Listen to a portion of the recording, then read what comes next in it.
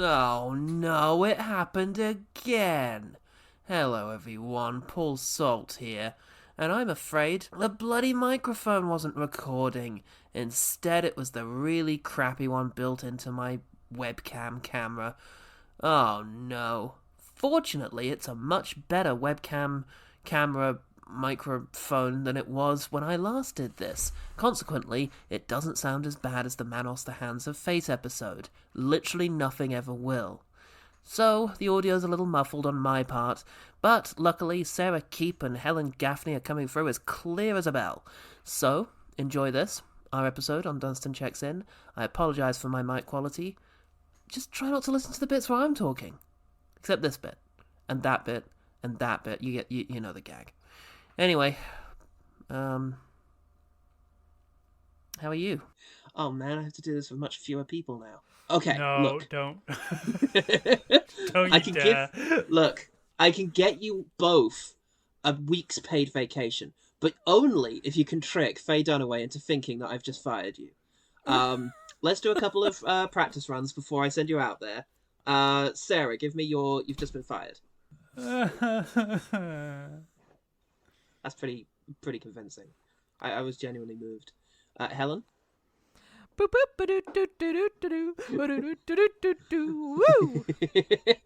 Okay, well, tell you what then. Pretend I've just hired you.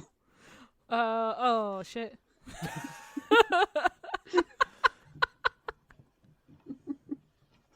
What's that? You know what's sad about this is that Craig's just arrived and that's all he's gotten. Love it. Love that. All right, tell you what. The sadness isn't working. Let's try angry. Sarah, leave furious that you've been fired. How dare you fucking fire me, Paul? Do you think you're better than me? Do you think you'll ever find better than me in this industry? I'm the best there is, and you've made a huge fucking mistake. Nice. I feel like that's been brewing. that may have been rehearsed. I think you've touched a nerve there, maybe. Possibly. Helen? I fucking bled for this company. I went out on the streets. I fucking worked my ass off for this shit. How dare you fucking come in here and tell me that I'm not doing my job properly? Fucking, you're fired, you fuck. Okay, that's pretty good. I think that's gonna fall Faye Dunaway. Sarah, give me angry, but also confused. Like you don't really understand what being fired is.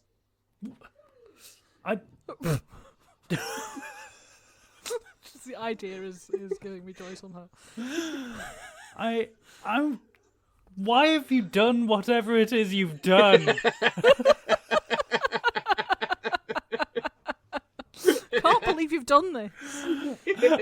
I can't believe you've done this, and could you explain what this is?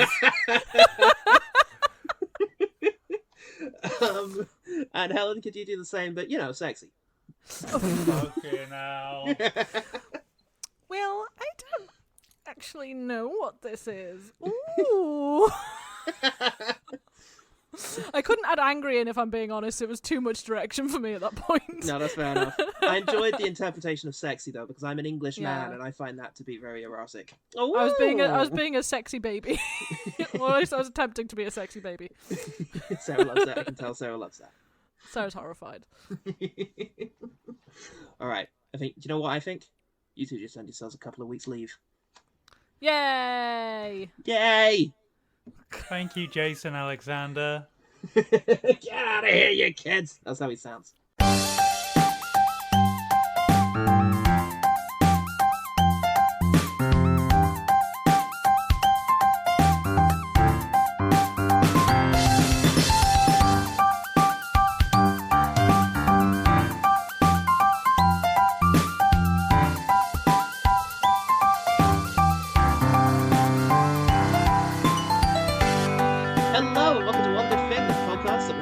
Big Bird in the nuts. Yeah, coming though.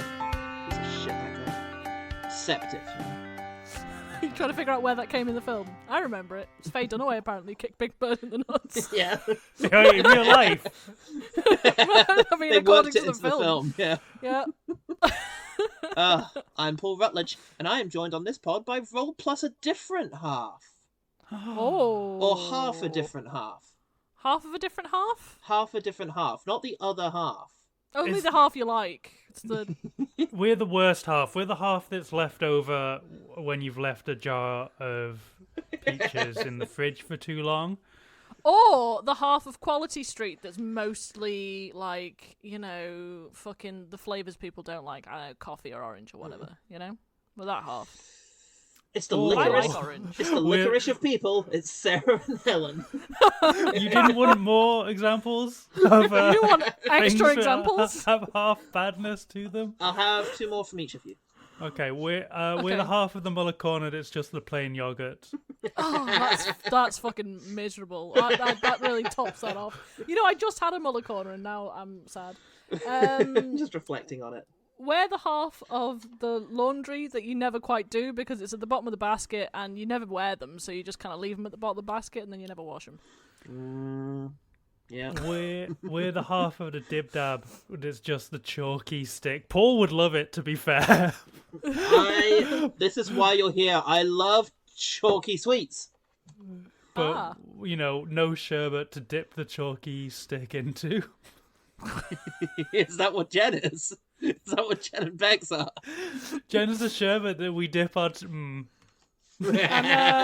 Bex is the paper bag? I don't know. I don't know where this fucking metaphor's going. It's died. It's off the rails. I'm scandalized. RPDH have further undermined the feasibility of this hotel business and the housing economy of vulnerable communities by booking into the exploitative Airbnb of 1996's Dunston Checks In. Woo! Woo woo! Holiday! The world's most debonair hero Yeah! There's a gorilla in the bathroom! can be found where the action is. His name is Dunston. He's conducting covert operations, romancing irresistible women, Oh, that's just how I like it. and facing unimaginable danger. Dunston checks in. Yes. More. I like it rough. Oh. That was a lot of words. It was a you lot of just words. said. I know, I put the emphasis in a couple of wrong places, but hopefully the meaning will... It was a vague swipe at Airbnb, but we all fucking use it. We do, but also fuck them. I Also try fuck not it. to, honestly. Everyone else seems to book Airbnbs and I end up turning up with them and I'm like, well, I didn't really want to do this, but okay, I guess we're going to have to clean after we've fucking been here. Fine, I guess I'll have to just live in this palatial farmhouse for a week, where I could have been in a travel lodge. Anyway, Yep. Much prefer a travel lodge. I actually quite like a travel lodge. This starts with John Hopkins, not that one, who started his career with a James Bond text adventure game for the ZX Spectrum. Not quite the movie What? script. He starts by writing a text adventure for the ZX Spectrum. Then he's also the story and assistant director of The Power, a 1984 teen horror film about an evil Aztec doll that checks into a fancy hotel. Okay, I can see where this... Yeah. I can see the lineage here. Then he co-wrote and co-directed a crime horror film about a detective who sets out to capture a psycho and who kills women only to have the psycho turn at the tables and go after the detective's girlfriend. And then he wrote Dunston Checks In. Did he have kids at a certain Fascinating point? choice. What? Fascinating choice. That does fuck up a lot of people. Yeah, I mean, it ruins lives, really. A lot of being honest. directors made their worst film after having kids. That sounds about right. Oh, God. Although, actually, he doesn't write Dunston Checks In. He writes a spec script about 2 young brothers living in a fancy hotel with their dad. They shop that around for a while until the producers Todd Black and Zhao Wizan see some potential in it, but they buy the project and then hire Hopkins to put an orangutan in it.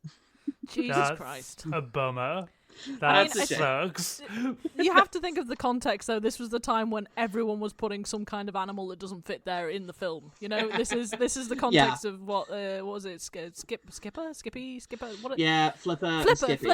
Flipper, Skippy, fucking Dippy. All them fuckers. Dippy was my Helen, favourite. Helen and what animal's Dippy? Yeah. Beethoven, Waithoven, Maytoven. Stop What it. kind of animal was Dippy? Dippy was a fucking meerkat, mate. Dippy, Dippy the fucking meerkat. Mate. Mate. Oh, fuck. They called But it. yeah, They called that script Prime Mates. Prime Mates. Oh. Yeah.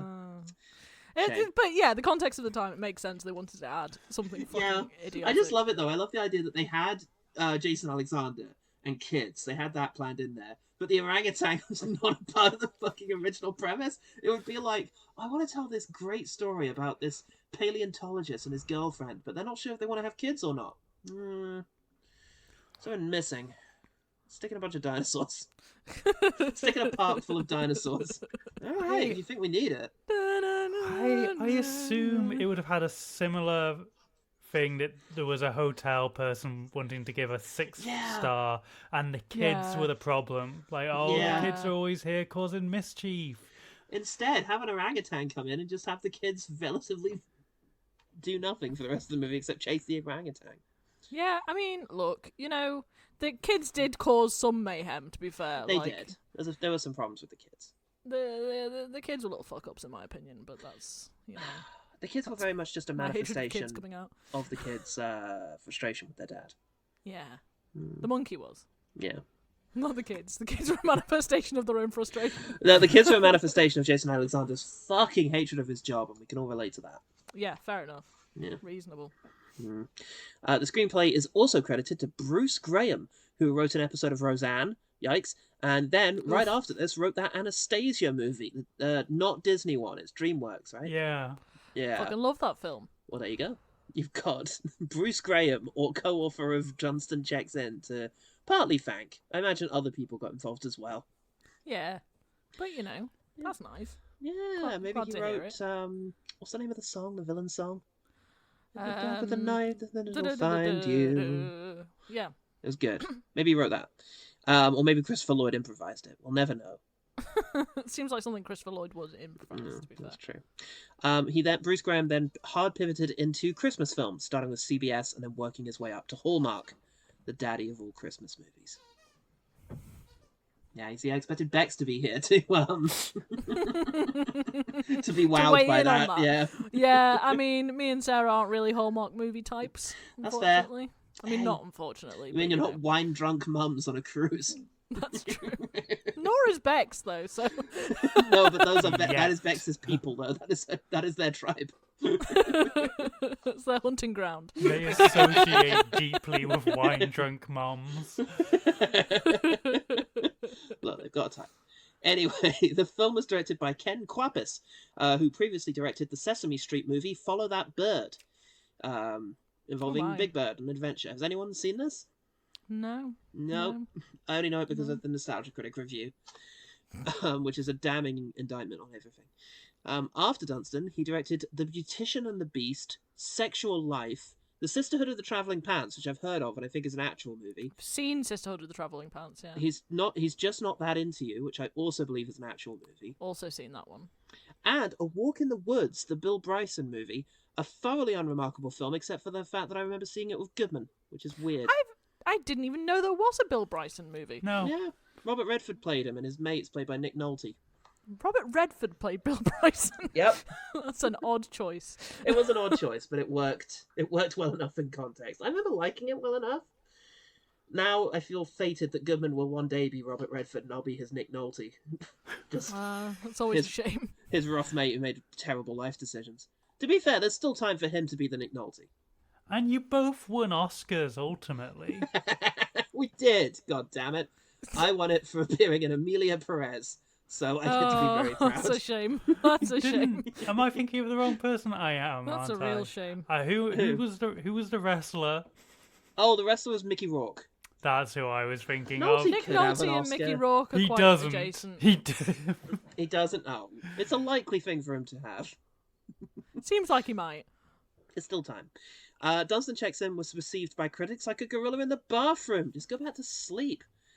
Steve Rhodes at the Internet Reviews says, Dunston Checks In. Wish I hadn't. Oh, Steve. he went there. Damn. You're a lunatic, Steve. You're a madcap wild man. Speaking of which, let's check in on the Kate and Leopold fanzine Sight and Sound. to Nice. see if they reviewed it. Oh yes, it was reviewed by Claire Monk. Claire Monkey. Claire Monk. In the April 1996 issue, where the cover was 12 monkeys. Huh. Wow. Very Okay. monkey based. Yeah, there's a very monkey feel going on. But let's see what Claire Monk had to say. She says, "Feel sorry for Rupert Everett." Here we go. While mingling with the animals in Ace Ventura: Pet Detective advanced Jim Carrey's career along the path to megastardom, Dunston offers the spectacle of Everett being definitively upstaged by his hairy simian co-star. But then Sam, the orangutan who plays Dunston, puts the whole human cast at a disadvantage in this winning, highly efficient family comedy. What? What was she smoking? So, was she just slamming Rupert Everett, really? Yeah. Rupert Everett was shit compared to the monkey in this fantastic film. On paper, Dunston's concept sounds like a recipe for a mediocre big studio movie aimed at a post-Ace Ventura Easter market. In practice, it's a fast-paced, constantly entertaining comedy with only occasional brushes with sentimentality. The inspired use of the hotel setting is central to the film's success. Grand hotels are fundamentally in the business of selling illusion, and their success or failure hangs precariously on the separation of the illusion from the work of creating it. Dunston focuses on the thankless and ultimately impossible work of maintaining such illusions. Dunston's intrusion into this environment is richly funny, not just because he brings chaos into a space in which order is supposed to be all-important, but because his antics expose the mutual artifice of the hotel and its clients. What Wow, she read a lot into that film, didn't she? She was having a great day. Did she used to run a hotel? I think that's And she's like, feasible. finally, a film about the thankless task of being a hotel manager. Every I day, I think used to dream that a monkey would show up and tear this fucking place apart. I feel like that might be a conflict of interest. No, like you can't review a film that's directly within your, like you can't understand whether it's shit or not. Claire, in that way. everyone here loves you, but you just can't be objective about hotel movies. We found this with Die Hard. That wasn't a hotel. I really tried. I thought really hard about a second movie set in a hotel. Made in the City? Home Alone 2? Home Alone 2 was Made in the City. Do you mean Made in Manhattan? Yeah, that's it. Not in the Made in city. Manhattan. Well, it wasn't Sarah a had that city, to be condition fair. where all cities are very nondescript. Was it It's Budapest? I can't remember. Was it Budapest? Was That it was shop around the fucking corner. Leicester? I don't know. It's fucking a place, wasn't it? Made in Leicester, starring Jennifer Lopez.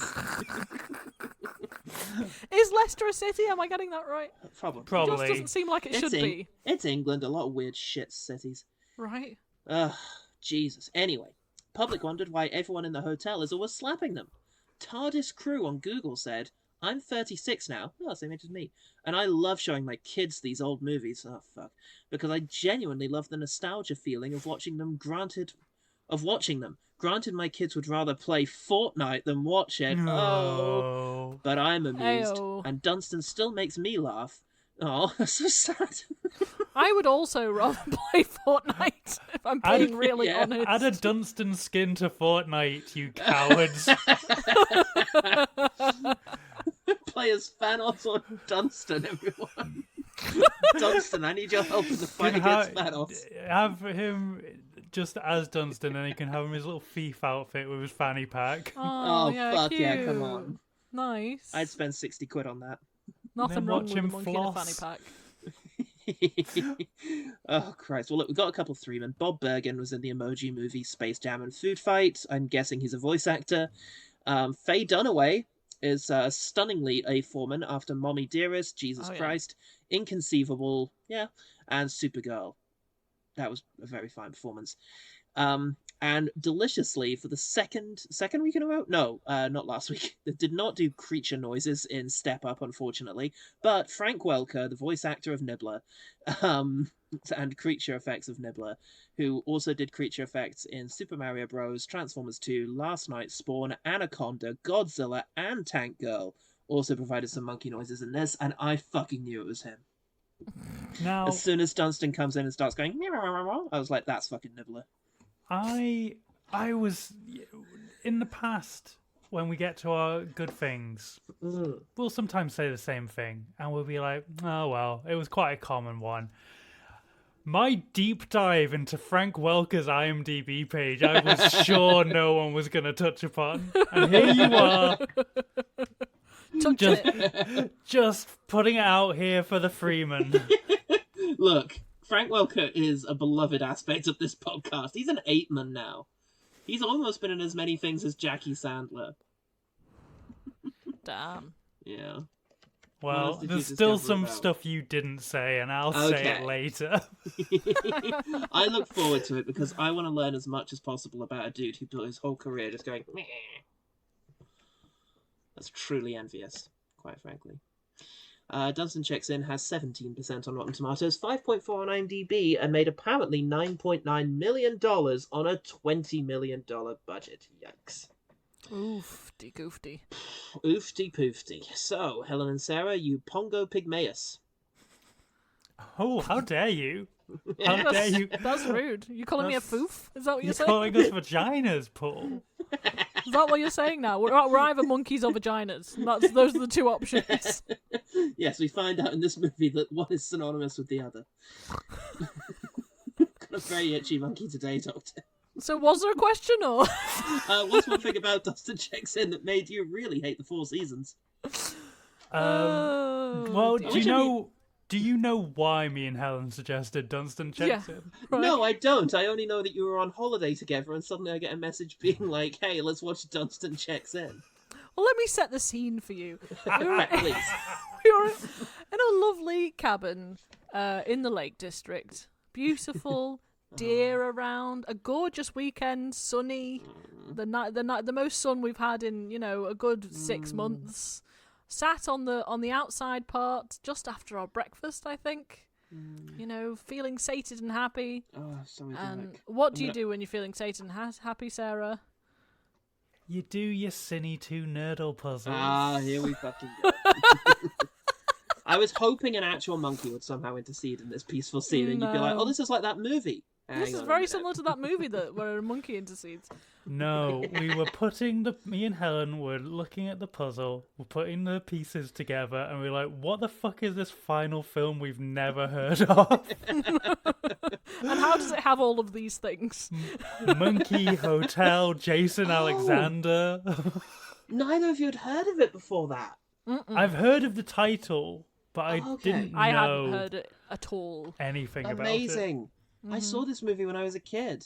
Really? Yeah, I remember it being a big deal. I remember seeing a trailer for it at the cinema, and I can't remember how we watched it. I think eventually I just saw it on TV. But it was on TV a lot. Maybe Sky Movies in like the late 90s. I remember it being a staple. Yeah, no, we had never heard of it, and also it's not a source of nostalgia at all for me and Sarah, which is an interesting angle to come at this film, I think. Yeah. I imagine it's wild in that context, but look, right. Let's get into it. Let's talk about what happens in Dunston Checks In. Because we start with a montage of a fancy hotel preparing what honestly to me looks like a really shit breakfast. Yeah, it does. It looks kind of grey, doesn't it? Which made me Bacon sad. was burnt to fuck. And then I think there was like a chicken fried steak or something in there somewhere, and I was like, that's a depressing looking fucking chicken fried steak. Uncooked eggs, frankly. The fried eggs looked just completely untouched. Yeah. It was a bad... Look, we're slamming this hotel early on. But I'm calling it out. That was a bad breakfast. It was the one thing that was good about the sort of start sequence was it very clearly told you, okay, this is an anal sort of hotelier sort of thing, with the bell not working and them checking it. As Claire Monk points out in her masterful review, she actually specifies the opening sequence establishes the importance of order within this hotel. It does. To be fair, it really does. I immediately knew the vibe we were coming into with the hotel. So I watched that sequence and I was like, oh, this place is not going to enjoy having a monkey running around. Whereas after, I'd say a minute I get it. It's a fancy hotel. Let's move it along. Let's move on. But they're just out there polishing all the bits that in my house have sick on them. The one thing is though, like immediately I was like, okay, it's the 90s. You know what I mean? Yeah. That was also useful context for me. Okay, yeah. it's a fancy hotel. It's the 90s. Yeah, which was also further helped for me when that guy from Beetlejuice and Demolition Man checks in. He's a large man with a dog, which I believe he also was in Beetlejuice and Demolition Man. I do not recognise him at all. The dog Neil, named after Neil Armstrong, because he loves the astronauts. Yeah. He's a fully fleshed out character, that man. He loves astronauts. And he's fucking unlucky. He's fucking unlucky. He has a terrible time of things, and he doesn't deserve it, God damn it. No, it's just a man trying to be in a hotel. I would argue when he's rude to Kyle later on, that justifies every horrible thing that happens to him from that point on. Well, look, was he born a villain or was he made so by society's prejudices? Because, we meet our heroes, fat-phobic class avengers, as they are. That's what I thought. I was like, oh, it's the 90s, the fat shaming. God bless him. I'm in position. Found our target. He's picking on poor Artie. Artie, I don't care how long you've been at this hotel. You must smile when you greet the guests. You should see this lady who checked in. She weighs about 1,000 pounds. That's a physical impossibility. And stay focused. We're on a mission here. Sorry. 10-4. And oh no, they get some people wet. What? Kooky hotel children. And then things. Dunston's not even here yet. They were aiming for some guy who was telling off Artie the bellhop, and I was like, he's going to be a problem later on in the film. He's going to be a source of authority they have to hide Dunston from. And we never see that man again in our life. We never see him for the rest of the film. Nope. Oh, God. Well, look, it's time to meet the manager. Oh, Biff. It's Jason Alexander from Seinfeld. And he traumatizes his kids by, after this kerfuffle has kind of resolved itself, putting a knife in their hands and telling them to stab him in the back. Kyle, would you hold this up? Boy, and would you mind putting it in right about here? Dad. No, please, I insist. Brian, you too. Bernard, could I have another knife? Go ahead. Just push it in and start carving. You might as well. Imagine they did it. Imagine if they just fucking stabbed it. I mean, to be fair, they are roller skating around his very fancy hotel. I feel like I would also ask them to stab me in the back at that point. I'd be like, bro, finish the job. Stop it. It definitely is a certain parenting style. None of us are parents here. How could we say it's incorrect to tell your children to stab you in the back? Helen, try it with your dog and cat. See. The problem is my dog probably would. You know, she's got a shifty look in her eye. I think my cat might. You know, it's hard to trust animals really in a lot of ways. Well, I think the thing is that the thing about having pets is they'd like to kill you, but that they can't because they need food. Yeah, I mean, but they could, but they would have a limited food source, and it would be you. They'd eat great if they did for kill a you, bit, you know? but fortunately they're quite forward thinking. So, Alexander, rather than because they can't bring themselves to murder their dad, they have to go and get grounded in their 90s palace. Oh dear. Poor kids. What a shame that they're so well off. So well off they can go to Barbados, but not well off enough to have a nanny? Yeah. Is that a question? Yeah, that's a good point. They could totally do that. It would help. Totally have a nanny. It's a thing that's possible. They probably have in-house nannies at the hotel, if it's that posh a hotel. Yeah.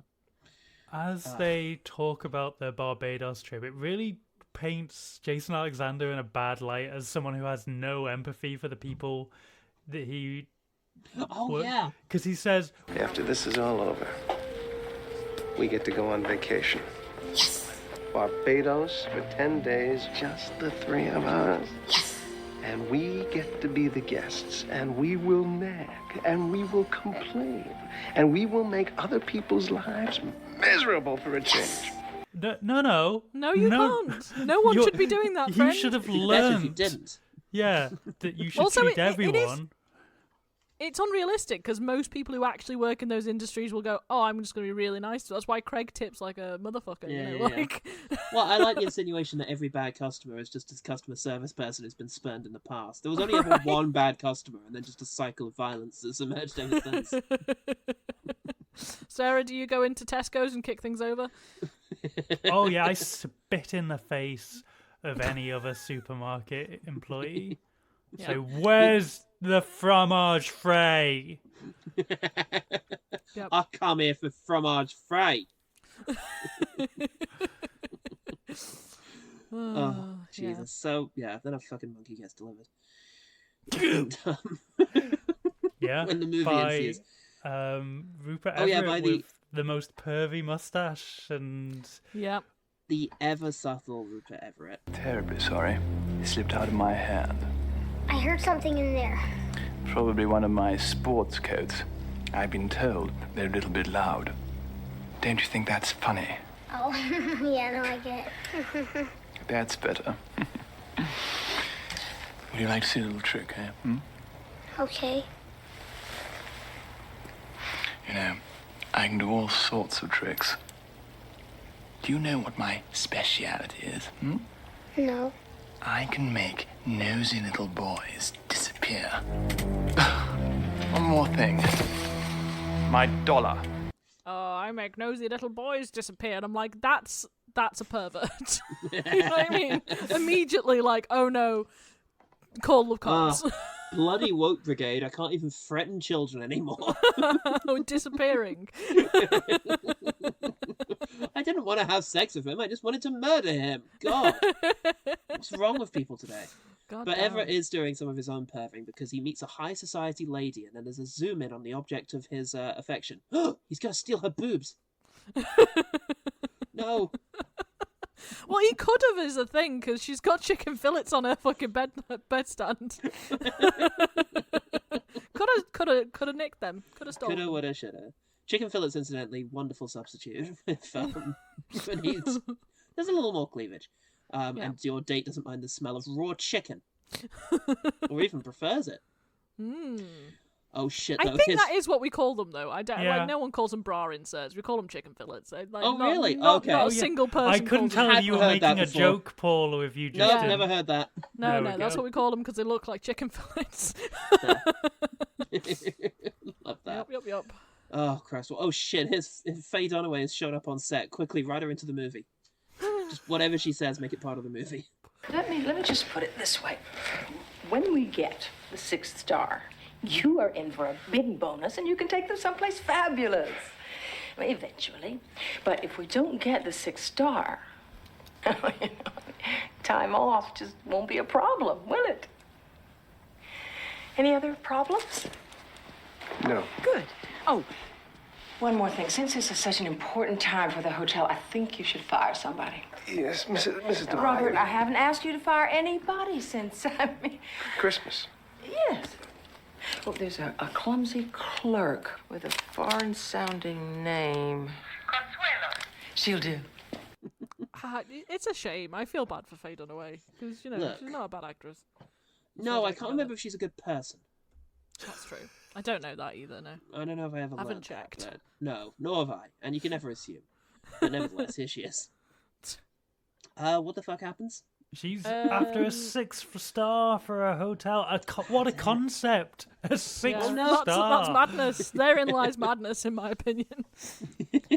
She hasn't gone full mommy dearest. She has heard that there's a rumor that they're looking to award a 6th star to some hotel. Yeah, and that there's for going to some be reason. some man or other coming in to have a look and Yeah. maybe award them a 6th star, basically. Yep. We've had 2 men introduced so far, so it's either Is Rupert it- Everett or the very fussy man.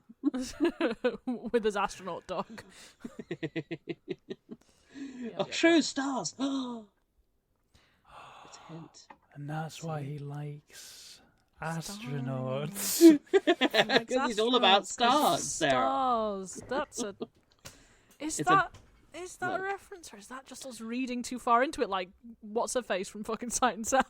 I think you're forgetting that this is from the screenplay of the person who would go on to write Anastasia.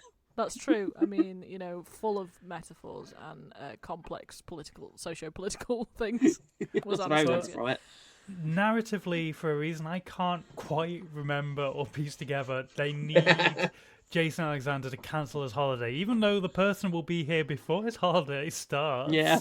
Well, I think she says something like, "Oh, I'll need you after the crystal ball because we're going to get that 6th star, and then, I'm going to need you to be around to do press stuff," I think is what she says. All right. So for press shit, I guess. Oh, I hate it. I hate the idea of this world. Yeah, but in any case, Rupert Everett unleashes his monkey on the next room. And we finally get some monkey business. He drinks the perfume and tries on some hats. Oh, that's good shit. What is wild to me about this is he goes into the room, plants a ribbon, comes back out, and then gets a monkey to go and steal stuff. So my question is, could he not have just had a man who was good at climbing? Or could he not have just climbed himself? It doesn't look like a difficult climb, if I'm being really honest.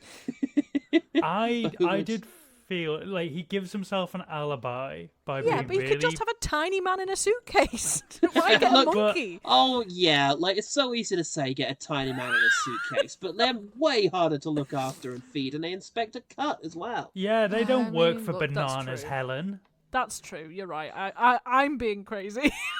It's one in every meeting. Whenever there's a problem, someone's like, tiny man in a suitcase, and it's like, you can't... Yeah.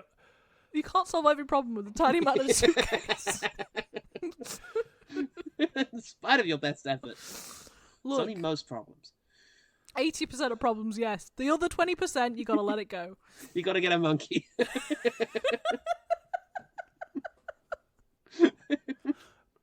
But yeah, he's running around causing trouble. Dad, when is Jason Alexander coming back? Shut the fuck up, Timmy. Eat your monkey business. But child, Kyle, let's give him a name. Yeah. Child. He goes to walk Neil Armstrong on the roof. Oh, yeah.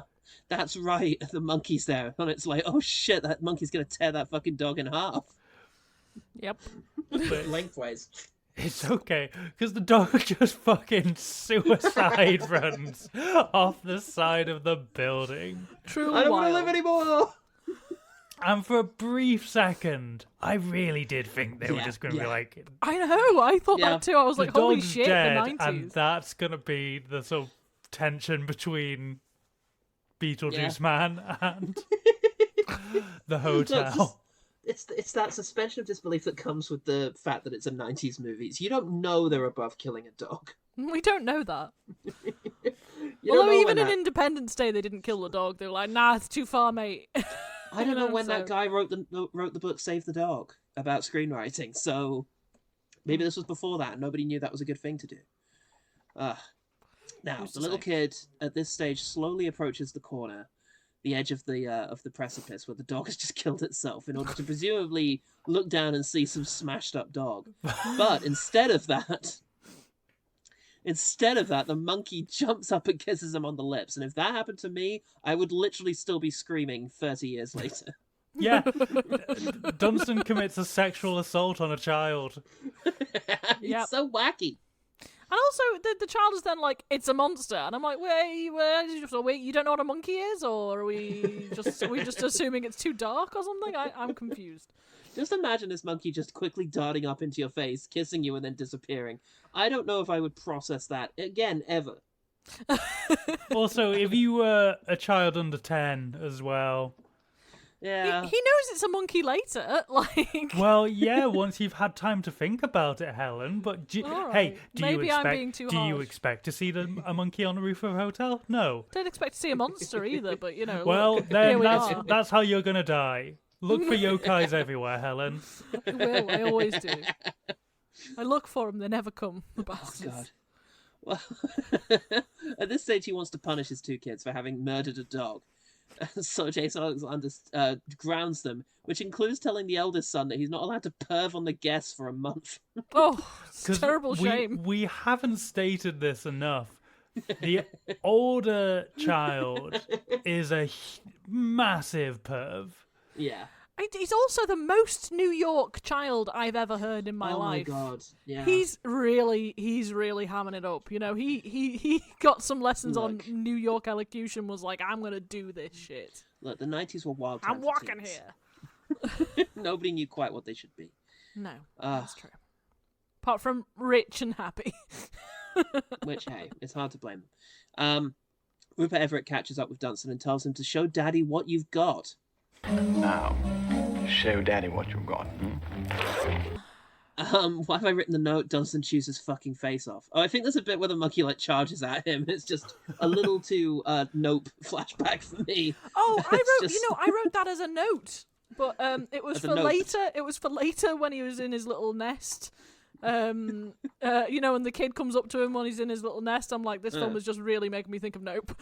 yeah, and the real life stories behind Nope. Like, yeah, I was like, oh, I wanted this. I like the scenes where he'll like ruffle the child's hair. I did think just how dangerous was this actually. Yeah, quite, I think. I mean, I think orangutans are less dangerous than gorillas, but I mean, they're still big old monkeys, you know? Yeah, but it's a chimp that went crazy and got that lady's face. Like, I don't know. I think orangutans are in general more docile. I hope. We'll never know. We'll never know. Until they rip your face off. Rupert Everett also has the weirdest, most perverse weapon in this scene. Right. Like he pulls it looks the top like it's off. like a...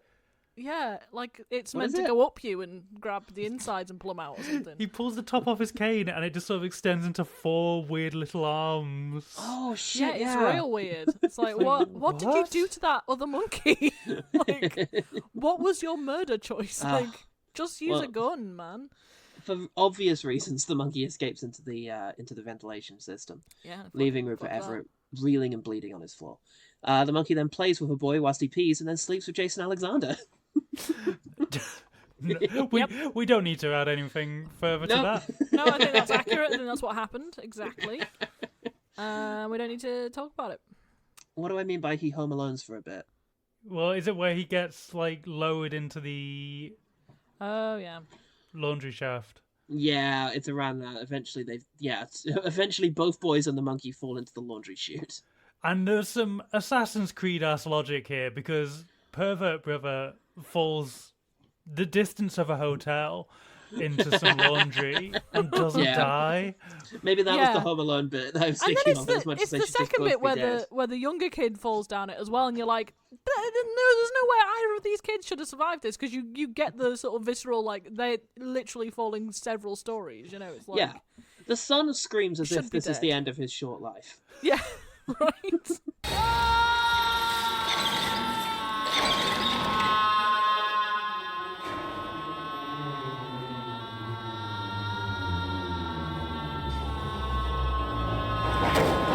That scream was the haunted scream of a boy who never got a chance to be a man. A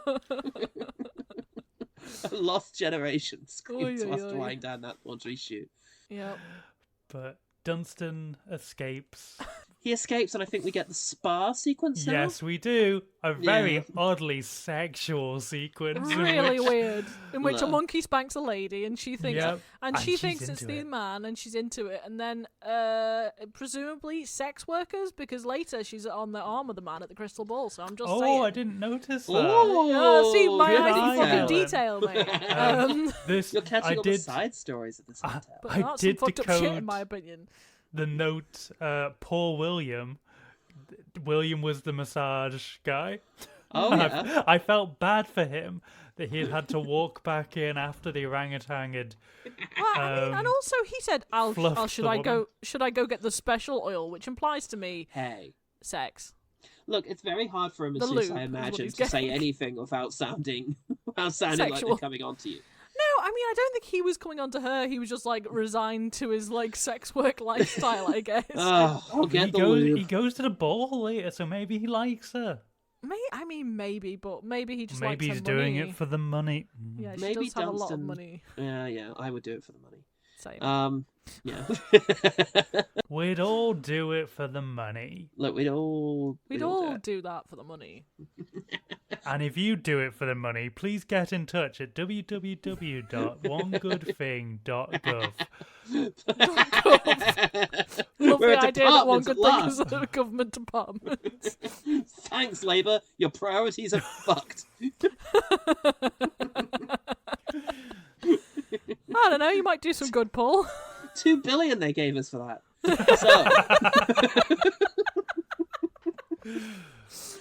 Oh, shit me. Oh, God. Why have I put... Oh, that's it. Yes, at this stage, Jason Alexander is expected to meet with 2 sniffy society ladies. Oh, you've skipped a little bit. What have I skipped? That Dunston steals the glasses off of Beetlejuice Man, and he looks good in them. And also then Dunston puts the is this a bit later? Dunston puts the glasses on a lady and then he picks them up and he gets slapped because he's the first of many slaps this man will receive. The first of many deserved slaps that he receives. Yeah, that happens. And then, yes, Dunston forces Jason Alexander to mildly embarrass himself out in front of 2 sniffy society ladies. And you say sniffy society ladies. Those ladies were my favourite characters. They were very good. I enjoyed their dynamic. Yeah. They had a great dynamic. They really just pulled me out of my shit. Like, I was starting to get bored. They came in. They pulled me right back in again. You know? First of all, let me say how grateful we all are for the wonderful work that your organization has been doing in its fight against Tinea versicola. It's a skin disease. Not deadly, just unsightly. All the good diseases were taken. And I've got to say, I also wasn't expecting an S-bomb in this film. Of course, I would be loath to ever speak ill of a competitor, but... Holy shit! Oh, yeah, holy shit! Holy shit. He must really can only hate use it the once. 4 Seasons. You can only do it once, and you got to make it count. And I think they did. I think they made it count, to be fair. But look, at this stage, Christopher Walken figures. Christopher Walken? Nah. Preview of the upcoming joke. What, because he voiced an orangutan in the Jungle Book? No, but good connection. You'll see the connection. Here we go. So at this stage, George from Seinfeld decides that it's time to have a dead monkey. So he calls an exterminator. It's Christopher it's John it's Pee Wee Herman, Paul Rubin. Oh, yeah. Pee Wee Herman. You've got an orangutan problem, Mr. Grant. Where did he come from? Well, ma'am, when 2 orangutans fall in love... I think she means how did he get in the hotel? Oh, my guess? The sewers. I beg your pardon? Hypothetical situation. It's Easter. You think it might be cute to put a baby orangutan in your kid's basket. Well, at first it is cute. Then it gets bigger. The kids lose interest.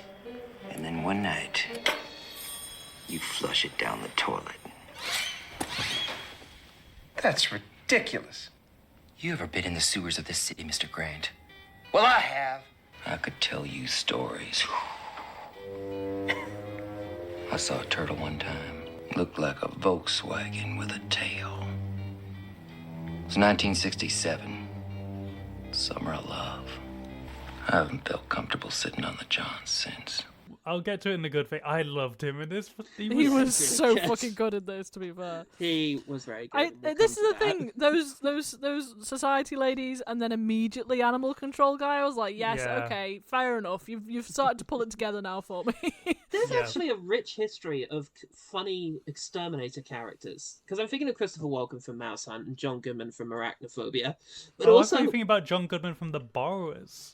That too. Although he's an estate developer or something. Yeah. But you've also got Bill Murray from Caddyshack. Oh, yeah. Fuck. Fun I mean, fact. he's the original. Fun fact, Paul. Frank Welker voiced the gopher in Caddyshack. What were the fucking odds of me setting you up for that? Jesus Christ. I feel like I'm a pigeon among giants. You read that and you were like, I'm just going to sit low and wait for someone to mention Caddyshack. Stop absolutely stunning. Delighted that happened. This somehow, I can't quite articulate why, but this is why you will always win Cine Toon Nerdle.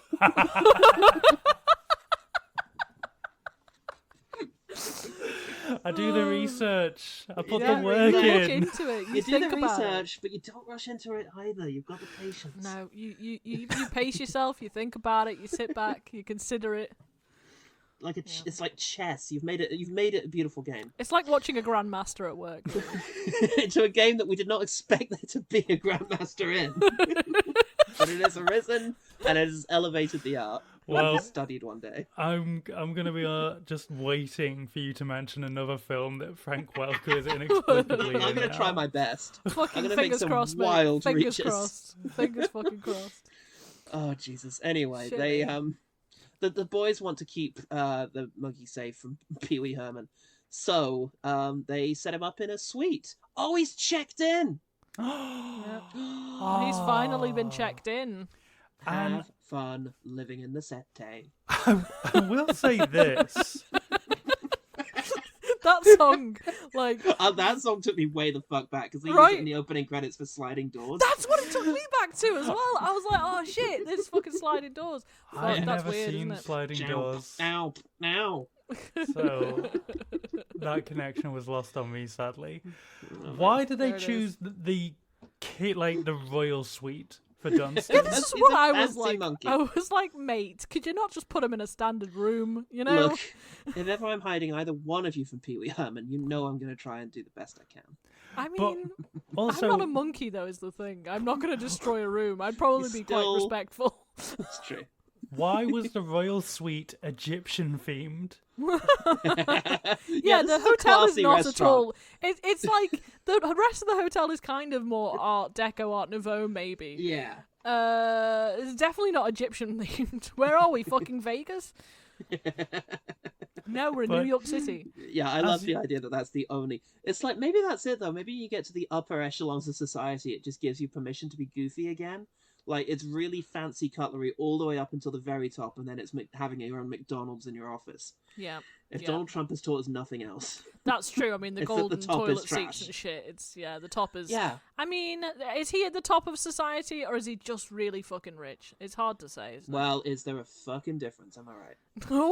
Oh, Political. political. Oligarchs in the White House, folks, vote him out. Anyway. I'm not gonna go watch your new Disney film, Paul. Damn it! That's fine. There's somebody else on the cast who posted something in favour of Palestine that we can blame instead. Oh God! Jesus Christ.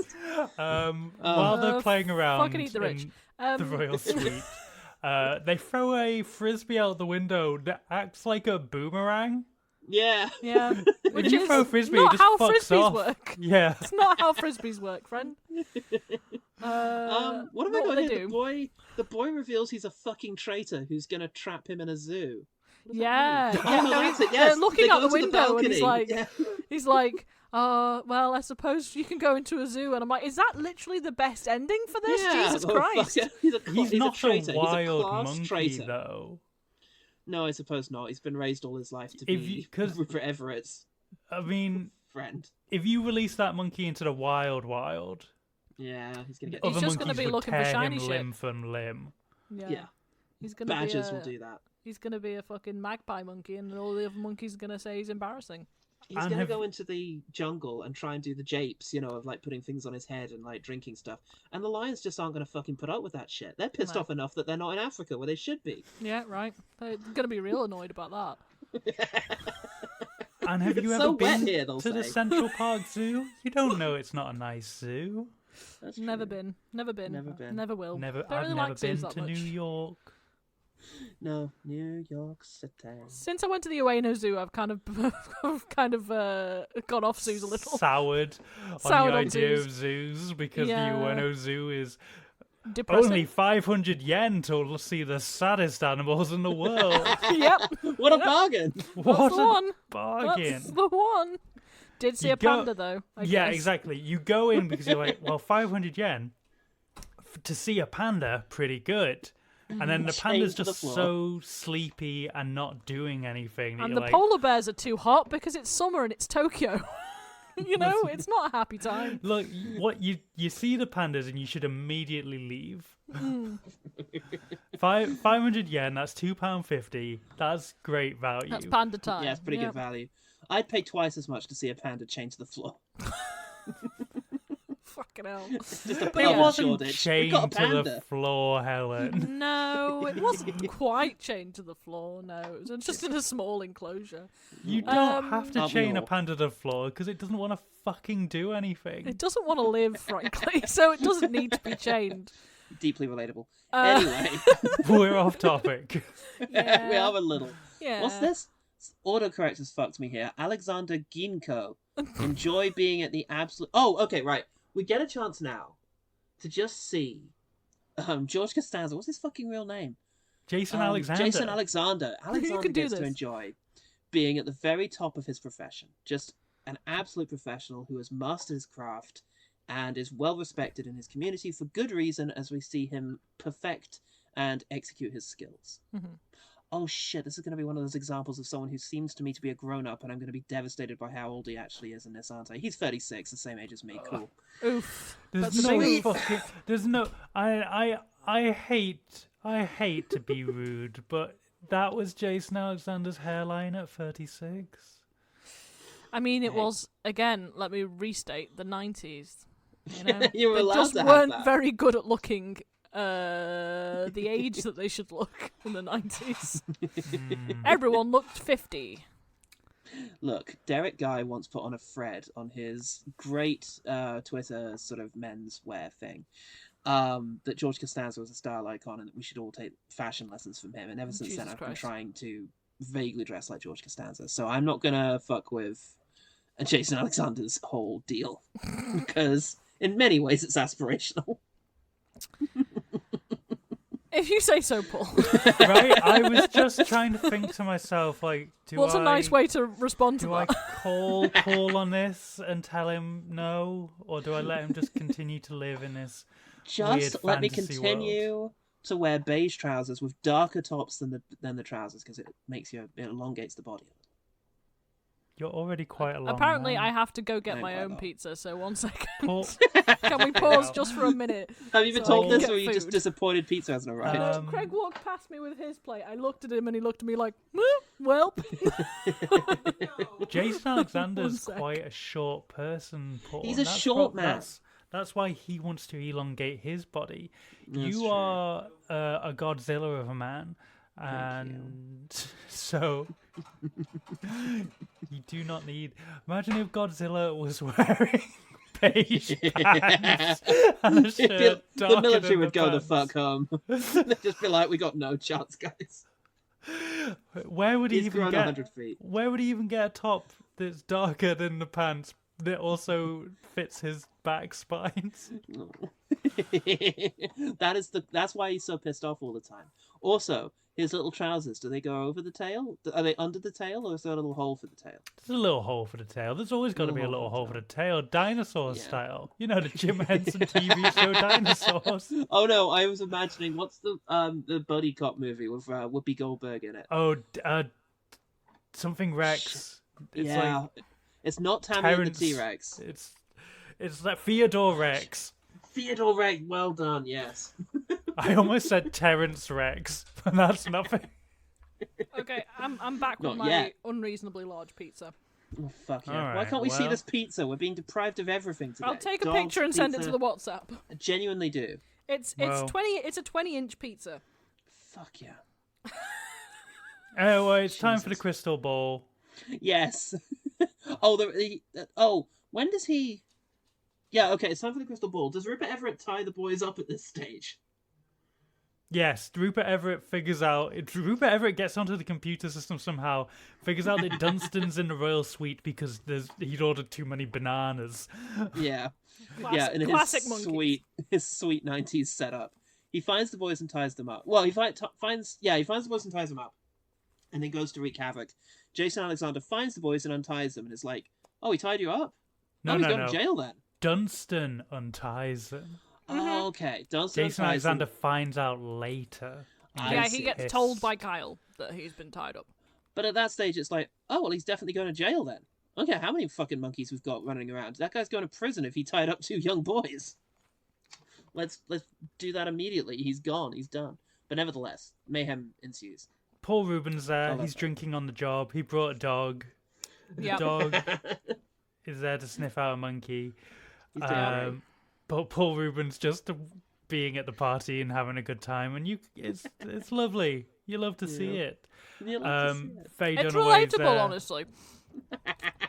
I want to be a chaotic energy. A plot point we have overlooked is that Faye Dunaway confuses Rupert Everett for the the hotel man, the man that inspects the hotel. The man that's going to give them the 6-star. So they've been really up his ass. They've been real like brown nosing, even though he's a weird little monkey pervert man. Yeah. And he's been disparaging the hotel this whole time as well, being like, "Oh, your champagne's warm, and that meal is fine apart from all the hair in my soup." Just instinctively. He doesn't even know that there's a whole hotel inspector misunderstanding going on. He's just being a dick, and it's working out great for him. And I would say, if I was a jewel thief, if I was bringing a monkey to a hotel I'd be less of a dick about it.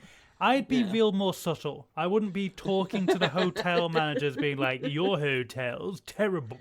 See, this is why you're not a con woman, because like they're not going to be suspicious of an asshole rich person. Because you know, the more conspicuous you are, all rich people are assholes. So like, if you were not an asshole, they'd be like, "That's something weird about this guy. He's not being an asshole." I just realised I've got the tooth gap to be Rupert Everett in this movie. I've got a lower one, Paul, so it's fine. Oh yeah.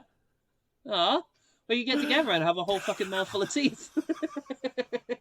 Or if we kiss, we could Lady in the Tramp of spaghetti through our. No. It would be the whistliest kiss you've ever heard in your life. Famously, you should be blowing air at the same time as you're kissing. Well, that is what you want to be aiming at, is blowing through each other's teeth when you kiss. Fuck, this explains every date I've ever had. Anyway. At this stage, everything kicks off, and Jason Alexander starts fighting with Kenny Everett. What's his name? Rupert Everett. He's like, "Dunston, run!" So he slowly starts swinging to the other side of the room. And there's a comedic fight worthy of Jackie Chan himself. The biggest whisk I've ever seen in my life. That cannot be real. I was tempted to take a screenshot and send it to Craig and be like, "That no one has a whisk this size, right?" Did he reply yes? I didn't take a screenshot because I was like, Craig's probably busy. He doesn't need my whisk questions. You see, now I'm worried that you're in the habit of lying about pictures of things that we're not getting a picture of your giant slice of pizza. Oh, there is one. Shit! Oh, that's good. That's fucking huge. Good. Those are that's 2 slices of pizza. Where did that come from? Did Greg make that? No, that's from a place we go to. Oh fuck yeah, that's good. Okay, I'm gonna try. Is that ghost cheese? If you're ghost cheese. Goat. Is it goat? No, Sarah, I said ghost. Is it ghost cheese? Sorry, my bad. I thought you said a logical thing. It's not goat cheese. It's what's that cheese that doesn't have any flavour? Ghost cheese. Ghost. Yeah. It is. It's kind of like ghost cheese. I can't remember what it's fucking called. It's delicious, but it's not really, as pungent as a goat cheese. Fuck yeah, well that was good. Anywho, at some stage she ends up on a chandelier, and Faye Dunaway says, "I want him dead." And once she says that, I kind of want it too. I like Dunston, but also I kind of want to see the staff awkwardly try and scoop a dead monkey out of a chandelier. Jesus Absolutely. Christ, Paul. There is a sickness that can only be salved by the scooping of a dead monkey out of a chandelier. Well, it's like the call of the abyss. I just need to see it. Paul Rubens doing his best to kill this monkey for your pleasure, Paul. And Faye Dunaway's. I have company in this.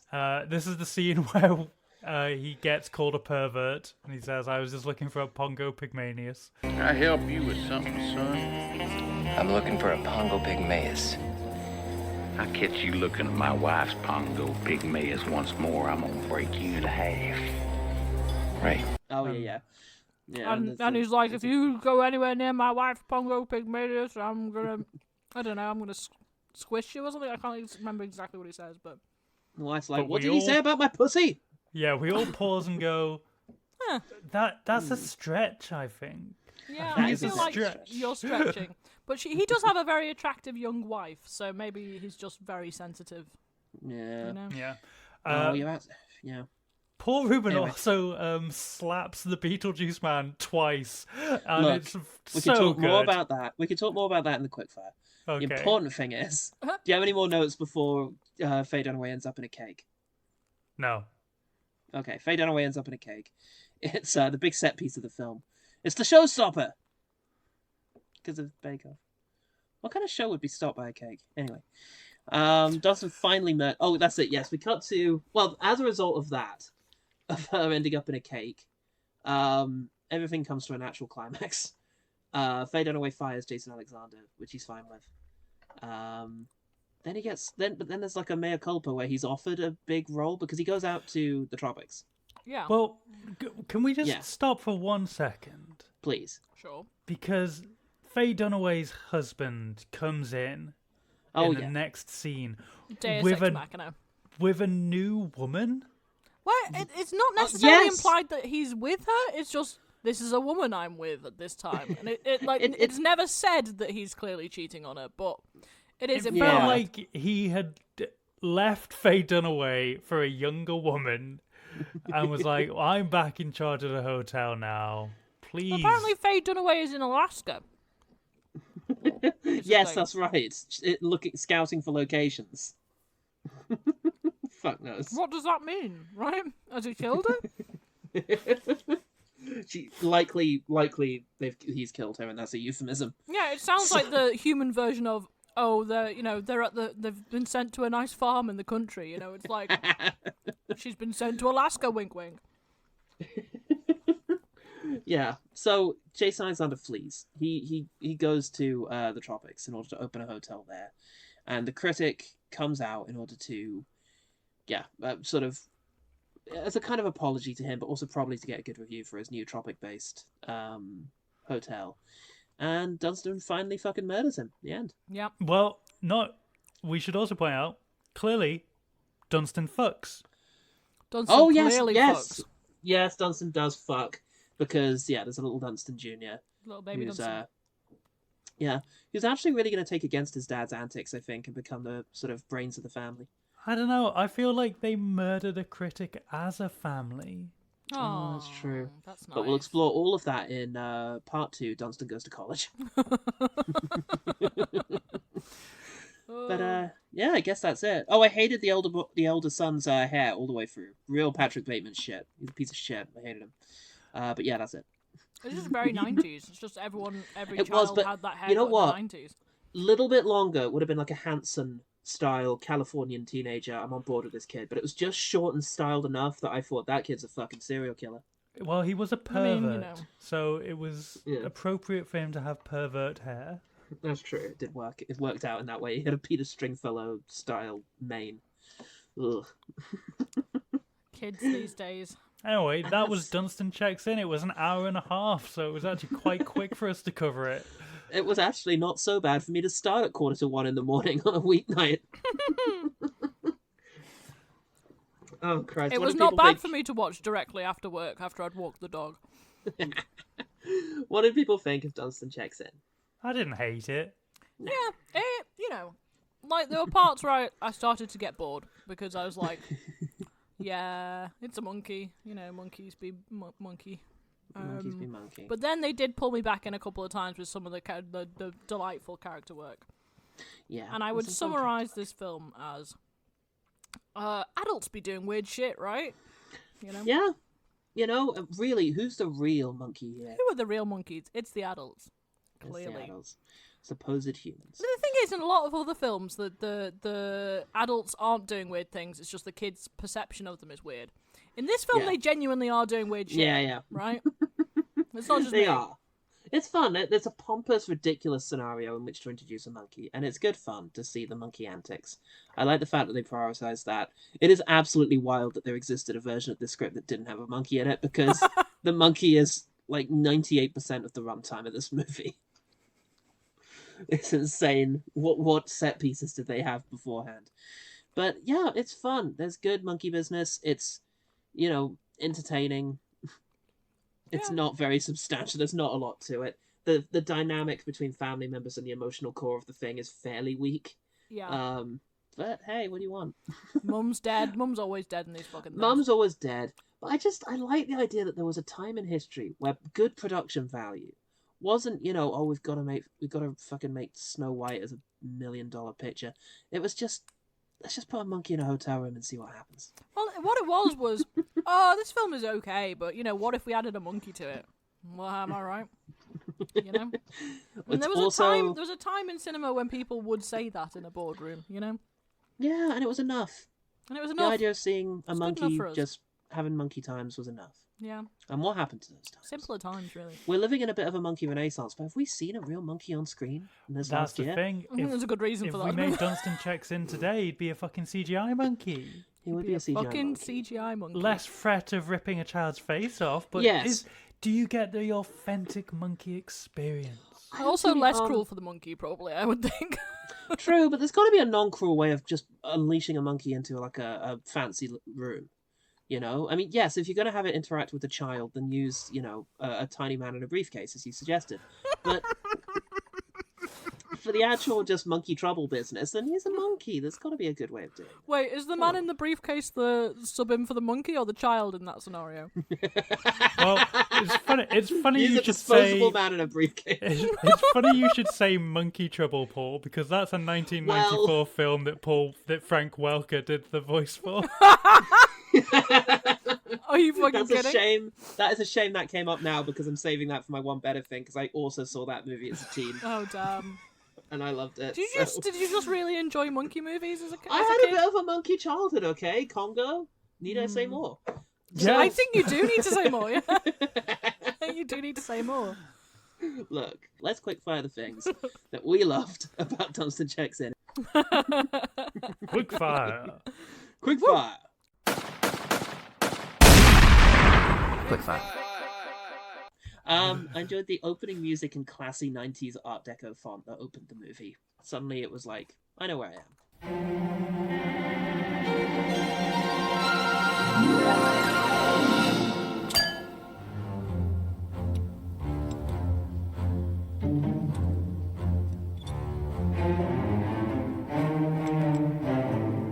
When Dunston first gets introduced, he's wearing a very cool shirt that we never see him wear again. Sad panda. Oh, that's a shame. You see, the metaphor is that when he takes off that shirt, he becomes his real self, and he becomes a monkey when he's not wearing his clothes. You see, he gets away from his master, and then he's no longer having to wear the trappings of his slavery. Oh, that's beautiful. Are we sure we want to go down this? I enjoyed the bellhops and their little outfits. Yeah, who doesn't enjoy that?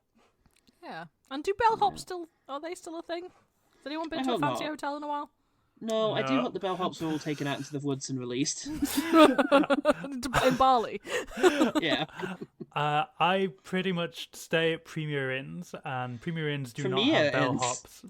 Premier Inns. Yeah, not Premier Inns, Premier Inns, because I want to pretend it's fancier than it is, even though it doesn't have a bellhop. I've stayed in a few fancy-ish hotels, but I've never seen a bellhop in real life. I stayed in a fancy hotel at Christmas for one night, and no, I don't remember there being bellhops, but there were staff literally everywhere to tell me goodnight as I walked past. Well, that's nice. That was nice. I wonder if it's an American thing. Maybe. But I've been to a couple of hotels in America and not seen a bellhop, so we'll see. We'll see. We'll keep a track on it. Yeah. I enjoyed that part of the opening montage of things being made ready was some sort of sand thing that then has a with stamp the stamp pressed thing. into it. Yeah. Which had like a big M for the Majestic or whatever the hotel's called, and I like that. Yeah. It was satisfying to watch that stamp in the sand. I'd watch 4 hours of that on TikTok. Same. Who am I kidding? Look, I don't know what your algorithm's like, Sarah, but mine's an awful lot of things that are vaguely satisfying. Mine's things that are vaguely satisfying, and then lots of lesbians, and then lots of political shit. Mine is actually, lots of things that are strangely satisfying, and then road rage incidents from UK dash cams. Oh boy. And this is What does it say about our why, personalities? Hard to say. Yeah, society's crumbling. Anyway, my thing is a line of dialogue from Rupert Everett, which he says, "The human body can only survive so many years of inbreeding." God bless it. When was that? That was when he was chatting up those two ladies at the before Jason Alexander meets them for the first time. Amazing. That went right past me, that one. I enjoyed the hand pile. You know what I mean by hand pile? What? I'll tell you what I mean by hand pile. When Jason Alexander is talking with his kids and they're like, look, we're all in this together after he's finished scorning them for ruining his life, he puts a hand out and the kids put their hands on top of that hand, and then he puts his hand on top of the pile of hands and they do the same, and it becomes like a hand pile. And it's a nice little Bondy moment as he tells them, look, a couple of weeks we're out of here, we're going to go on holiday. And it was sweet. And they do it again later, and then Dunston puts his little hand on it as well. Oh, I missed that. So That's they do great. like a little callback to that little sweet moment for you. They had to cut very abruptly as he broke off several fingers from Jason Alexander. Yeah, it's a shame, really. You never see his Jason left was never hand the in same later... again. No, and you never see his left hand in later seasons of Seinfeld. Was Seinfeld still going then in the Season early 6. 90s? Was it? Oh, okay. Well, Yeah, they're in season 6 of 9. Well, there we go. I know too much about Seinfeld. I've never watched Seinfeld. I still enjoy it, but Jerry Seinfeld's a piece of shit. I mean, he always did come across that way. As from is the clips I've Cosmo seen. Kramer. Yeah. But Jerry Seinfeld has Ooh. been a more sustained piece of shit over a longer period of time. Well, Kramer I mean, really at least he's peaked. consistent then, I guess. You Yeah. know? I like, you've got to love a consistent wanker. Yeah. That's true. You know where you You've gotta stand. love him. As does Is he. it my turn? It is. Yeah. Okay, so I'm so sorry. Sorry, it's hard because I actually wrote it physically down, so it's hard to see the things that I like. I liked the line, "Why is he talking to his crotch?" from Faye Dunaway's husband. And also Why then is he talking to his crotch? Oh. yeah. When Oh, they're in yes, the when he's room looking and he's down talking to at the the kids kid. under the and table. then he says, "There's a child under your table," you know. Yeah. And Yeah. just I that whole love that whole line. bit was quite nice. I had one of those as well, which is the fact that he spent the whole meeting trying to awkwardly cover the fact that his son is under the table, and just on the way out, the husband, after Faye Dunaway's gone away, just says, "Oh, by the way, there's a small boy under you know you got a small boy under your desk," and it's like, that's fun. I like that. It's quite Put me on a endearing joke. vibes, really. It's quite Yeah. endearing vibes. Yeah, that was my thing. Cool. Sarah? Kyle has a lot of Spider-Man merch. This was back in the Marvel bankruptcy era, so it was probably Yeah. super easy for them to get the license to have that much Yeah. Spider-Man merch. It was also around the time of my peak Spider-Man fandom, because I think the only big Spider-Man media that was out was the animated series. Yes. You know, the series that's very hard to watch now. Yeah. because of the general low-quality nature of it, but I loved it as a kid. Rupert Everett is fucking swinging for the fences. It's a massive performance, but I've got to say, parts of it I quite enjoyed. Yep. He's The peak, chewing the walls for sure. part of the peak of which may have been, where is it? It's later on. That's it, when he's trying to tempt Dunston back into the hotel room and says in his sad voice, because he has a sad voice, he uses sometimes, which I found very amusing, "I've got some lovely bananas here." Immediately preceding a shot of that monkey just smacking his ass and giggling like a human. Dunston, I've got some lovely bananas here. Presumably Frank Welker's giggling like a human, and fucking hell, the juxtaposition was really good for me. Stunning.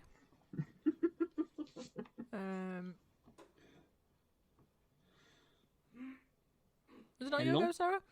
Nope. What the order got mixed up because Paul Yeah, I'm snuck in a confused second now. one a while ago. So No, I didn't. You came in early on one a while ago. Oh.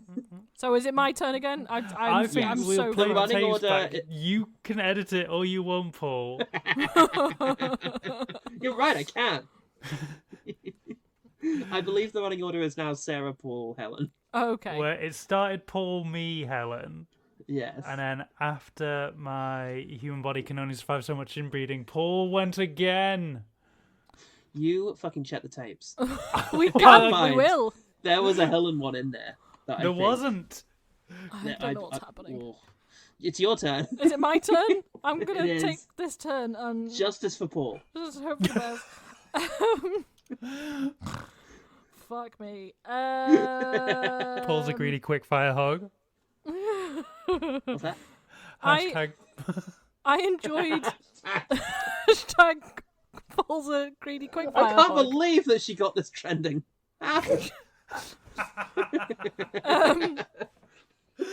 I enjoy, because it took me back to the 90s in a way, that the older brother's like, before he goes down the chute, he's like, there's a box of magazines under my bed. If I die, destroy them.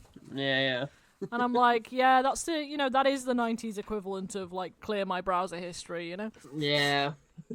Get rid of the mags. He probably found them down the sides of some railways as well, the Oh. traditional way to get porn. So wholesome. Mhm. You know, he'd have dug those out of bins in the forest. Yeah, where you should be getting porn, really, you know? Exactly. Because at least it gets you outdoors, Yeah, at least you touch grass on the way, you know? so to speak. Shall we return the order to the way it should be, Paul? Because I No, don't have you're that next. many quick fires. That's not going to help. It just means we'll find that out slower. Well, no, you if you go next, All right. Is it me, or is this more of an arguey fire than a quick fire? It's a quick fire, but at each other. Okay, look. I found it really sinister the way Faye Dunaway, having pretended everything was all right with the maid, just gets out her microphone and records her name. That was good and sinister. Chekhov's gun gets then resolved a little too quickly, and I'd like it if that was just left at that. But nevertheless, I found it really creepy the way she just kind of recorded her name so that she could remember to scold her later. Or, do something to make her life worse later. I like that. Crazy Okay, bitch. Sarah. Oof. Crazy bitch Faye Dunaway in real life. The two old charity women Oh, say God damn you. all the good diseases were taken. Yeah. Yeah. So when talking about the disease, it was like, it's not fatal, it's just unsightly. Yeah. Brilliant. I will piggyback on that and say I really like the "he must really hate the Four Seasons" line. He must really hate the Four Seasons. I also really like that while he was out of the room, they were putting booze in their little teacups and getting clearly wasted because one of them fell asleep eventually. Just their whole vibe was immaculate, in my opinion. Yeah, it was a very strong vibe. When Paul Rubens shoots a window pane out later, they wake up and very drunkenly go, "Shall we try a different hotel?" Let's try the plaza. Absolutely. Yeah. One of them really trails off on her way out of that. It's out so of that good. line. Like I feel like they stole the show a little bit, really, because their chemistry was very good. You know? And they're living their best lives. It's aspirational. Yeah, give a fuck. It is very aspirational. That is what I would like to be. You have every shot. You're moving in the right circles. I feel like you're going to get there. Give it a try. Look. The scene where Dunston enters the massage room, it's very well timed with the masseuse leaving. And he fucking comes in, the door opens, and he's hanging off the door handle. I imagine he's been hot glued there for the sake of the shot. But he hangs off the handle, he's wearing glasses, and he leans out with this real Lothario kind of swagger that was extremely funny. And I'm sure sexy to some as well. Oh, sure. There'll be somebody like that. Somebody's going to like that. Mm-hmm. Right in. No, please. No. No, maybe don't write in. I'm going to do another all-encompassing one that will piss Helen Paul's off. going to leave that one in. Nice. 100%. Paul Rubens, when he first enters, he has God so damn many it, great... Sarah! He has so many good lines of dialogue in that first scene. His comedic timing. Also, because Paul Rubens is known for playing really larger-than-life characters. Yeah. And he's playing quite a subdued, psychotic subdued for one him, here. isn't it? Yeah. It's good. It is So good. it's really good. And it's like, oh, where do you think the monkey came from? And he starts going, well, when two orangutans fall in love. Yeah, so good. And Well, then... I do also like the line I saw a turtle one time. Yep. It looked like a Volkswagen with a tail. And then he repeats Yeah. it later on as He party repeats it. conversation, which Yeah. is fucking brilliant. Because he's talking about the myth of people flushing crocodiles down the toilet, but for monkeys. But for monkeys, which is insane. It's insane. It is an incredible scene that I love that. is really sold by him as a wonderful comedic actor. Yeah, I think I'll stack on my Paul Rubens moment, which was him slapping the guy. Yeah. Him saying, "Why does everyone in this hotel keep slapping me?" And then him just slapping him again. Yeah. Because fuck it, why not? Fuck this dude. He's having a great day. He's just gone to a party for his animal control job. You know, Yeah. he's getting paid. Why for is he this. here? He's having Why a is he great here day. even? And I'll tack on one final Paul Rubens thing. At the very end, he apologizes to Dunston. Nice. Oh And yeah. it's like, can you ever forgive me? And Dunston slaps him, and his response is, I deserve that. Hey, you've got to love He's a a man who wholesome can apologise, character. you know? What a great Right. character. And he does it without expectation of being forgiven No, immediately. and he doesn't get expects angry not when to he be stops. forgiven. Yeah. I think he's aspirational. He is quite aspirational. It's just like those charity women. Yeah. I'll endeavour to become Paul Rubin. Paul Rubin. You work on becoming the charity lady. Sarah, are you going to become Helen's fellow society lady, or do you have a different aspirational figure from Dunston Checks In? Dunston's dead brother. Yeah. Nice. You want to be a monkey that was killed by some kind Killed of off weird grabby screen. thing. We still don't know what that does. I believe in you. Yeah. Helen? Yeah.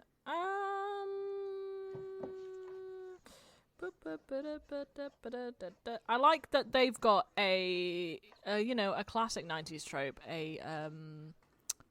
why can't I think of the word of this right now? You know, when you're preparing for something, you do lots of flashes of you preparing for something. What's that fucking called? Montage. That's the fucking word I was looking for.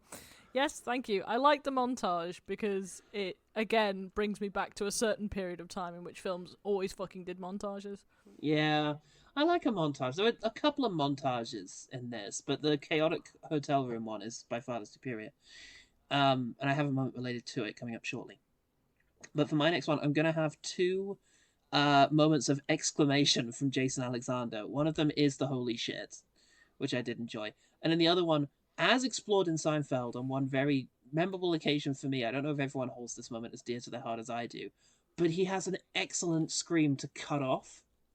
Like, he has the great beginning of a scream, which if you cut off mid-scream is just perfect. And in this, you get it just as the monkey jumps at his face. You just get a, ah! And then it cuts to the interior with the two society ladies. And it's, yeah, just the sound is wonderful. Perfectly timed cut-off scream is always a joy. Yeah, it is. And he's got a particularly nice one. I only have one thing left, and it was probably too long for quickfire anyway, but here we go. It's my deep dive into Frank Welker. Fuck yeah. Frank I Welker... feel like we've taken 2 bites out of this already. Well, yes, but I prepared a sentence not thinking he would come up at all. So Frank Welker, who has voiced Scooby-Doo for decades. Wow, that makes sense. Scooby-Doo. Exactly. So, as we've established, he has a niche for doing animal vocal effects. So he did Dunston in this movie. He did Abu in Aladdin. Oh, wow. Oh, that makes sense. Pegasus in Hercules. Okay. That's a very noble animal for Frank Welker to have done. Cricket. Yeah, Pegasus and Hercules isn't that noble when you Oh no. At the end of the day, he's a horse. He's just a fucking horse. Stay in your lane, Pegasus. But Frank Welker has range because he also did cricket in Mulan. Love it. So basically, throughout the 90s, if Disney needed an animal voice, they went to Frank. But he also did a lot of live-action monkeys, like in Monkey Trouble and George of the Jungle. And here's one that he also inexplicably did the English voice for Totoro and Cat Bus. What? Why did they need to redub those roles? Well, yeah, there's no words. There's no word. They would have cat been just goes, fine in the original Japanese. I mean, Why I guess did they get Frank in? Maybe there was a sound quality difference. Is my only guess for that. Like, No, you know, that's... if the recording in Japan didn't sound as sharp or whatever as that's the only thing I can think. The reason why you would do that. I do want to hear the difference. I want to hear original Japanese. You could go on Totoro. Netflix and do that. I don't have a Netflix account. I could go on Netflix and record it for you and send you Great. it. Please do this for me. Anyway, everyone should do a deep dive on Frank Welker's IMDb because he has just so many roles, and you'll just be like, wait, who the fuck was he in that? What? And I could keep listing more roles. Yeah. Could you imagine Like- being him at a cocktail party and no one really knows who you are, and you just go, and the people start talking about some random film, and you're like, yeah, I was in that. Yeah. Like, what were you in that? Some weird little guy. I was Bullseye in Toy Story. Oh, fuck me. Bullseye in Toy Story, that's insane. Just Why not sample a insane real amounts, horse? right? I was the penguins in Mr. Popper's Penguins. He was the eponymous penguins. I was Famously. all the penguins. I was each and every one of Mr. Popper's penguins. I developed characters for all 200 of those penguins. I mean, what a majestic life that man. I don't know, is he still alive? Honestly. Yeah. Wow. Yeah. I What a mean, fucking dude. look at you. I want to speak directly to him right now and go, wow, nice. Yeah. How do I become you? How do I spend my life in Disney's Rolodex as weird little dudes? Yeah, we need a sound of an animal or a weird little guy. Let's get this guy in. God, that's so nice. Anyway, so that's me out of quickfire. So if we get back to me, I'll just give you another one of Frank Welker's IMDb's. I've only got one Well, more. Okay, let's have that. But then I am going to, for each one of mine, ask you to do Frank Welker IMDb. Mine's more of a general tone sort of thing. I quite enjoy that there is absolutely no message to this film. Yeah. There's no like, oh, you know, you shouldn't do this because then this will happen. No, it's just it's all romp, no message, no. Just a bunch of stuff that happened. Yeah, it's just a bunch of shit that happened, and there's no real winner. There's no, I mean, there are losers technically, but I mean, honestly, the losers are all of the staff at that hotel that's now a 1-star that was a 5-star. But you know, nonetheless. It doesn't have a message, and I appreciate that sometimes. Except what Claire Chimp, or whatever her name was, identified in her Sight and Sound review. Yeah, I don't think that was the message, though, is the thing. I think she was on It's all some shit about that illusion, day. Helen. I think she'd had a nice day in the park that day, and she'd come into the cinema and gone, Look, oh, I'm having a lovely day happens. today. You know? It happens sometimes. Yeah. You can't control that sometimes a critic gets his foot run over by a motorcycle on his way to the screening room, and suddenly, hey presto, Tank Girl isn't a hit. That's just a part of the majesty of cinema. Anyway. I mean, do you think Tank Girl should have been a hit? Is my Potentially. question. Look, I think the first hour of Tank Girl should have been a hit. See, I have all of the comic books. Oh, well, then I in think that the case, Tank Girl obviously not. film was Yeah. a travesty. So- Yeah, that's fair enough. Our basic vibe with me and Helen was we haven't read those. Well, look, there But is... I read some of the first issue in which she causes the Prime Minister of Australia to shit his pants by not delivering his diaper on time. And yeah, I could tell this was a much more subversive comic book experience than the films. It's a real weird fucking comic book. But real as a weird. blockbuster, Tank Girl is real fucking weird, and I enjoy that. Yeah, and if you disconnect it from the comics, I'm sure it's an entertaining film. But you know, just if you've been anywhere near the comics, it's like. Ugh. Anyway, we're not talking about Tank Girl. We can't really litigate Tank Girl now. But if either of you have any thoughts on Step Up, I'm happy to hear. Now, I really enjoyed Ruben's voice. I thought he was very Dale Gribble from King of the Hill. I don't even know where we are in terms of King of the Hill, if it's out yet at this stage. I think it is. I think it started, but yeah, I enjoyed Ruben's voice. I enjoyed him winking at Jason Alexander during their initial meeting. I forget the context, but I remember it being very funny. And there was a really beautiful moment, actually, where he's sort of Straw Dog style. He's framed in broken glass Like you've got broken glass in the foreground and ribbon in the background, and it looked quite beautiful. Oh. Can I have another Frank Welker credit, please? Yeah, he played Azrael the cat in the Smurfs movies, including the made-for-TV movie The Smurfs: The Legend of Smurfy Hollow. What the fuck? Look, we're making a movie for TV, The Legend of Smurfy Hollow. Can we just get someone else to voice the cat? No! No, it must be him. I am making a Smurf movie, damn it. I don't care what the medium is. Do you think... And we will not disregard Azrael the cat. Do you think it's possible that he was just the drug dealer for a lot of people in Hollywood, and therefore they were like, no, we're getting Frank in on this. I owe some money for that fucking coke. he takes payment in weird creature Weird little creature sounds. Credits. Yep. Oh, Christ. I kind of loved the gag of the Frisbee coming back and ruining the guy's breakfast, because it's just so awkward. The Frisbee flies in and smashes into the table, and then everything else is his reaction to it. It's just a prolonged, awkward situation of his fancy tea going wrong. And I thought it was very well performed by that actor. Yep. Another Welker credit, please. He played the titular Frankenweenie in Tim Burton's 2012 film Frankenweenie. I like that film. Yeah, that's incredible. I'm actually out of quick fires, but I would like one more Welker credit. Oh, give me a second. I haven't found a good one yet. I actually, a very interesting one. He played Oswald the Lucky Rabbit for the first time since Disney got the rights to him back. Oh, right. Huh. Oswald the Lucky Rabbit was Walt Disney's first ever creation pre-Mickey Mouse. Yeah. But he never had the rights to it. It belonged to a newspaper or whatever. Wow. And so Disney were able to get the rights back for it in 2009 by trading the contract of a basketball player. Wow, fuck me, that's mad. Very odd. So imagine finding out your value was that of a cartoon rabbit. 1930s cartoon rabbit. A historic it might be cartoon alright, rabbit. really. Yeah. I'd be quite thrilled. You know what's fun about Oswald is that, like, I never heard of him at all, but people in Japan fucking really? obsessed with Oswald. Like, all of Really? them, like 80% of their merch in Disney Sea is fucking Oswald, and I'm like, what the fuck is happening? What projects is he in? Was he in a movie or circa 2009? He was in a video game, Epic Mickey. And that was the first time that Oswald ever had a voice, and it was Frank Welker. Amazing.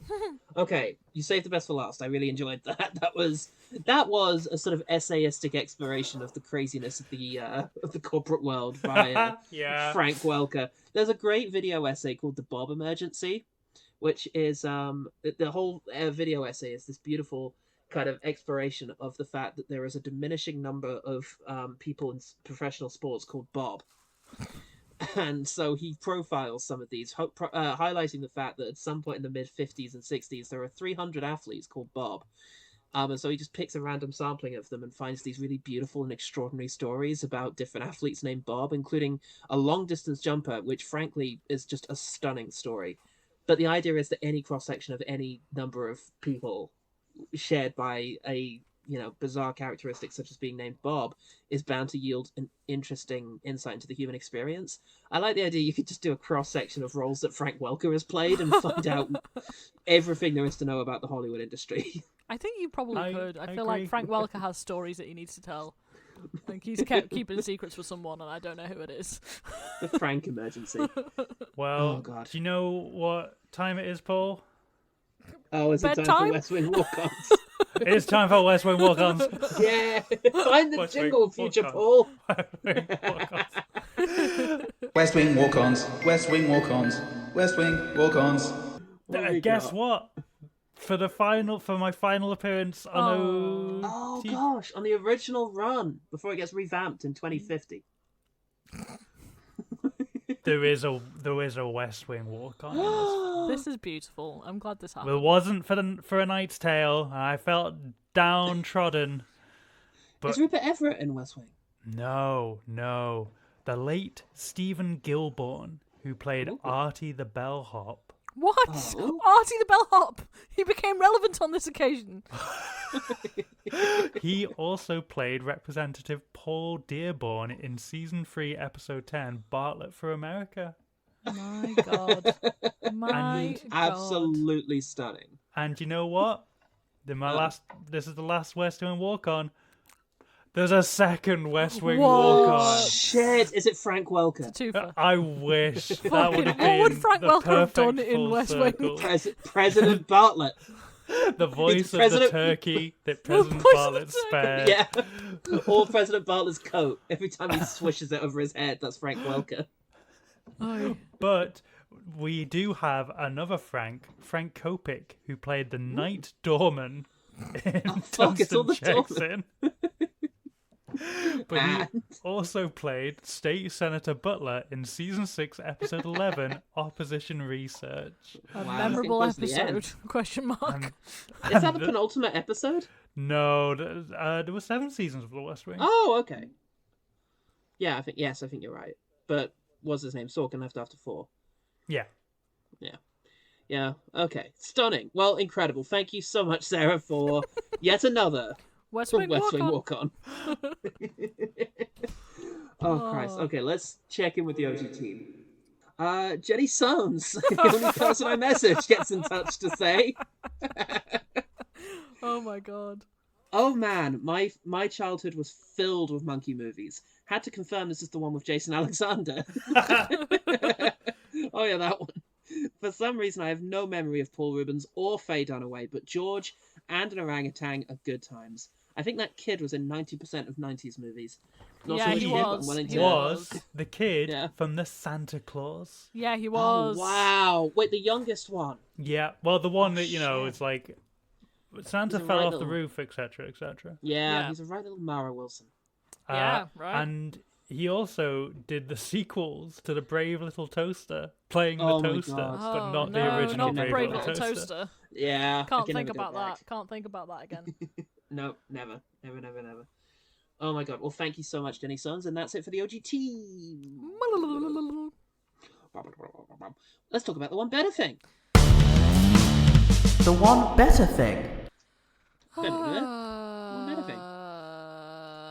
Beethoven? Question mark. I mean, I feel like a lot of them they're very adjacent, aren't they? Really, but I think I liked Beethoven more than I liked this. I think that's what I would say. So? I've gone with Babe Pig in the City. I've not seen it, but I assume there's a monkey and a hotel in it. There was a family of monkeys, Jesus of monkey Christ. thieves, and there's kind of a hotel. There's like a halfway home where a bunch of the animals are kind of stuck. That'll do. It is kind of a hotel. Are we getting Paul to talk about Babe Pig in the City for the I think the 3rd time we've been on this podcast? Is that what we're doing right now? It's a fucking great movie, guys. For fuck's sake. You've got to watch Babe Pig in the City. It's George Miller's underseen masterpiece. Now, for mine, it's Monkey Trouble. It is the 1994 Monkey Trouble, which I remember Frank recording off Welker. starring Frank Welker as the titular Monkey Trouble. I recorded this movie off the TV, and I assume 1995 or so I would have been 6. And just... yeah, really, really enjoyed it. I watched it a lot on video when I was a kid. It's Flora Birch in one of her early roles, and Harvey Keitel in a fairly cancelable role, I think, as a sort of Romany, I want to say, guy who owns a monkey. There was a time when Harvey Keitel was playing anything but a white man, and it's, you can't cancel the piano because of that, just because he's not actually Maori. Now, but Monkey Trouble is great. It's I think, I don't know, I haven't watched it in a long time, but I remember it being great. I remember it having a real emotional core to it, because Flora Birch plays this troubled young girl who has a difficult relationship with her parents, and so when she gets together with a monkey who has been trained to steal things by Harvey Keitel, it really puts a lot of strain on her pre-existing relationships, and I just really palpably remember the disappointment that Flora Birch has in the monkey from Monkey Trouble, when she can't train him to not steal. Oh.